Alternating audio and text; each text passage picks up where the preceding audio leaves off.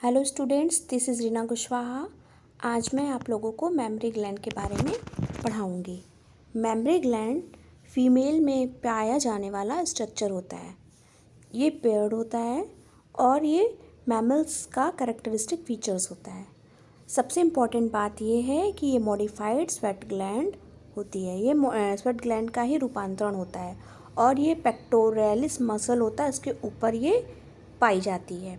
चलिए इसकी सिस्टोलॉजी देखते हैं। ये किस किस चीज़ का बना होता है। ये फाइब्रस कनेक्टिव टिश्यू का बना होता है, ग्लैंडुलर टिश्यू का बना होता है, एडिपोज टिश्यू का बना होता है। ठीक है, इसका स्ट्रक्चर आप यहाँ पे देखिए। ये आपको स्ट्रक्चर यहाँ पे दिख रहा है। ये रिब्स वाला पोर्शन दिख रहा है, ये रिब्स है। फिर इसके बाद जो दिख रहा है रिब्स का इंटरकोस्टल मसल्स दिख रही हैं, ये बीच बीच में।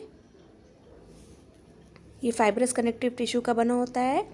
और ये जो पेक्टोरलिस मसल्स दिख रही हैं। फिर इसके बाद आपको ये ऐसे ये स्ट्रक्चर दिख रहा है। आगे ये निप्पल वाला रीजन है, ठीक है। और फिर आपको आगे अंदर की तरफ दिखेगी मेमोरी लोब्यूल्स, जिसकी संख्या 15 से 20 तक होती है। फिर उसके अंदर पाई जाती है एलोविलाई, और ये मेमोरी लोब्यूल्स से एलोविलाई निकली रहती है, इसकी कुछ डक्ट्स निकली रहती हैं, और ये डक्ट्स आगे चल करके बनाती है मेमोरी ट्यूब्यूल्स बनाती है, डक्ट ऑफ एलोविलाई भी जिसको कहते हैं। फिर आगे ये डक्ट आपस में यूनाइट हो जाती हैं, इसको मेमोरी डक्ट कहते हैं। फिर एक उभरा हुआ भाग आपको दिख रहा होता है, ठीक है, जिसको लैटिफेरस एम्पुला कहते हैं। फिर ये आगे यूनाइट हो जाता है, और जो आगे की तरफ ये डक्ट निकल रही है इसको लैटिफेरस डक्ट कहते हैं। फिर यहाँ पे निप्पल में सारे डक्ट ओपन होती हैं। तो फिर से इसका सीक्वेंस देखिए। यहाँ पे मेमोरी लोब्यूल्स में एलोविलाई पाई जाती हैं। एलोविलाई से छोटी छोटी डक्ट निकली रहती है, जिसको मेमोरी ट्यूब्यूल्स या डक्ट ऑफ एलोविलाई बोलते हैं। फिर ये डक्ट आपस में मिल जाती हैं, इसको मेमोरी डक्ट कहते हैं। फिर ये एम्पुला में खुलती है, लैटिफेरस एम्पुला कहते हैं।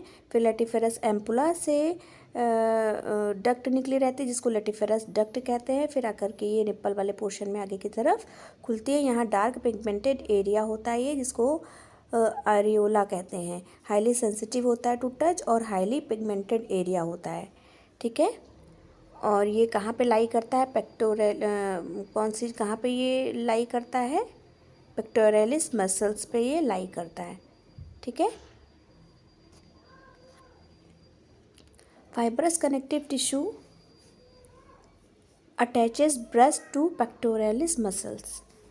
Glandular tissue comprises 15 to 20 memory lobes. Unit इसकी एलोविलाई कहलाती है। Adipose tissue present between memory lobes और determine the size of breast. Each breast में क्या क्या चीज़ें होती है, इसका सीक्वेंस आप देख लीजिए।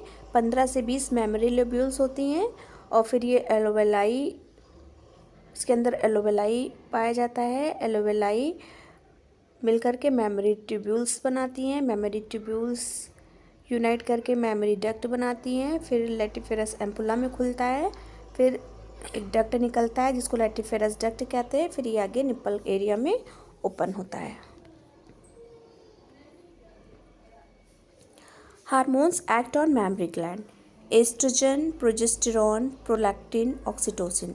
एस्ट्रोजन क्या करता है, ये ग्लैंडुलर डेवलपमेंट या फिर डेवलपमेंट ऑफ एडिपोज टिश्यू को बनाने में हेल्पफुल रहता है। प्रोजेस्टेरॉन क्या करता है, फॉर्मेशन ऑफ एलोविलाई। प्रोलैक्टिन क्या करता है, फॉर्मेशन ऑफ मिल्क या प्रोडक्शन ऑफ मिल्क। मिल्क के प्रोडक्शन के लिए प्रोलैक्टिन रिस्पॉन्सिबल होता है। ऑक्सीटोसिन क्या करता है, ये मिल्क इजेक्शन में रोल प्ले करता है। मिल्क इजेक्शन का प्रोसेस देख लीजिए कैसे होता है। बेबी, जैसे न्यूबॉर्न बेबी जो होता है ब्रेस्ट का निप्पल को सक करता है, तो stimulate touch receptor of areola, वहाँ एरियोला रीजन में जो टच रिसेप्टर्स होते हैं वो स्टिमुलेट्स हो जाते हैं, और वो सेंसरी सिग्नल्स देते हैं हाइपोथैलेमस को। फिर हाइपोथैलेमस ऑक्सीटोसिन का फॉर्मेशन करने लगता है, सिंथेसिस करेगा ऑक्सीटोसिन का। और फिर ऑक्सीटोसिन कहाँ आ जाता है, कम्स इन पोस्टीरियर पिट्यूटरी में वाया एक्सॉन के थ्रू पोस्टीरियर पिट्यूटरी में आ जाता है, और फिर released by posterior pituitary release होने लगता है पोस्टीरियर पिट्यूटरी से। फिर कॉज कंट्रक्शन ऑफ एल्विलाई, फिर जो कि एल्विलाई के कंट्रक्शन को प्रमोट करता है। फिर इसके रिजल्टेंट क्या होता है, मिल्क का इजेक्शन होता है, मिल्क बाहर आने लगता है। ये है मिल्क इजेक्शन की प्रोसेस। ह्यूमन मिल्क में क्या क्या चीज़ें होती हैं, rich in calcium ion, casein protein, fat globules, lactose sugar, deficient in iron, यहाँ पे आयरन कंटेंट नहीं पाया जाता है। कोलेस्ट्रम क्या होता है, इनिशियल येलो कलर मिल्क, सबसे पहले माँ का गाढ़ा दूध पीले रंग का जो होता है इसको कोलेस्ट्रम कहते हैं, इसको खेस भी कहते हैं। ठीक है। रिच इन एंटीबॉडीज़, ये एंटीबॉडीज़ रिच होते हैं IgA और सिक्रीटरी एंटीबॉडी का बनाते हैं। Provide passive immunity to baby, ये बेबी को पैसिव इम्यूनिटी प्रोवाइड करते हैं। इसके साथ ये छोटा सा टॉपिक था, ये यहीं पे ख़त्म होता है। आगे मैं आपको मेंस्ट्रुअल साइकिल के बारे में बताऊंगी।